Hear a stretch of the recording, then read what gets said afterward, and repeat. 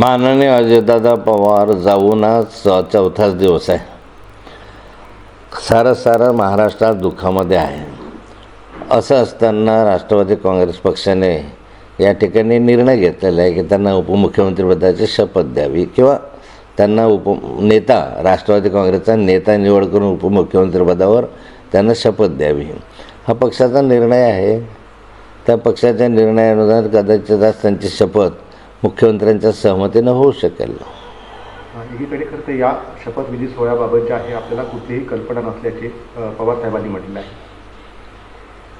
पवारसाहेबांनी सांगितलं आहे की शपथविधी होतो आहे त्याच्या संदर्भातली कल्पना त्यांना नाही आणि मला वाटतं सुप्रिया सुळे नाही याची कल्पना नाही. कारण दोघंही याबद्दल अनभिज्ञ आहेत. आता एवढा मोठा निर्णय घेत असतात तरी साधारण पक्ष सोडा परंतु कुटुंबाला तरी त्याची माहिती असावी अशी आमची अपेक्षा होती. जनतेची अपेक्षा आहे की ना कुटुंबात आपण चर्चा करतो किंवा एवढं असं होणार आहे.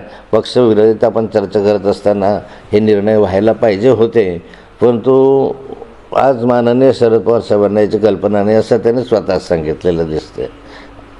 एकीकडे दोन्ही राष्ट्रवादी एकत्र येण्यासंदर्भात जे आहे काही बैठका देखील झाल्या ती माहिती समोर आलेली आहे. 17 जानेवारी रोजी देखील अशी एक बैठक झाली ज्याबद्दल जयंत पाटील साहेबांकडे झालं असं जयंत पाटील साहेबांनी स्वतःच सांगितलेलं आहे.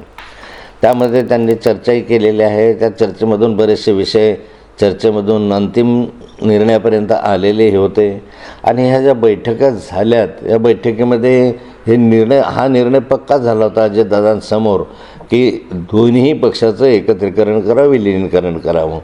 फक्त तिथल्या जिल्हा परिषदेच्या निवडणुका संपल्यानंतर मग या संदर्भातला निर्णय जाहीर करण्याची भूमिका घ्यावी असं दोघांमध्ये ठरलं होतं, म्हणजे दोन्ही पक्षांमध्ये ठरलं होतं.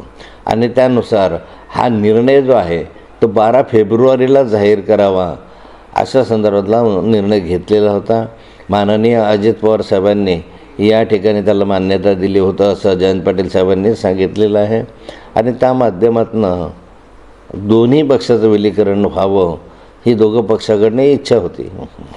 आता करतं सुनित्रा पवार या उपमुख्यमंत्री होणार असल्याची समोर येत आहे आणि त्यानंतर आता दोन्ही राष्ट्रवादी एकत्री येण्यासंदर्भात काही चर्चा होऊ शकते. आता हा निर्णय दोघांचा जो झालेला होता जवळपास परंतु जाहीर व्हायचा राहिलेला होता. आता राजकारण बदलतं, राजकारण या बदलतं राजकारणामध्ये दोघांचं विलीनीकरण होईल की नाही होईल याबद्दल आत्ता सांगणं योग्य होणार नाही किंवा त्याची आपल्याला कल्पना नाही. मग दुसरा महाराष्ट्रामध्ये पहिल्यांदाच उपमुख्यमंत्री महिला हे असणार आहे याच्यावरती आपली काय प्रतिक्रिया असणार? म्हणजे महाराष्ट्र हे प्रगतिशील राज्य आहे. महाराष्ट्राने नेहमीच महिलांना इथं प्राधान्य दिलेलं आहे. विविध याच्यामध्ये महिला चांगल्या रीतीनं काम करत आहे. अशा रीतीने या ठिकाणी महाराष्ट्राचे उपमुख्यमंत्री म्हणून सुनेत्रा पवारची निवड होत असेल, एक महिला या ठिकाणी उपमुख्यमंत्रीपदावर पहिल्यांदा या महाराष्ट्राच्या इतिहासामध्ये येत असतील तर त्याचं स्वागतच केलं पाहिजे.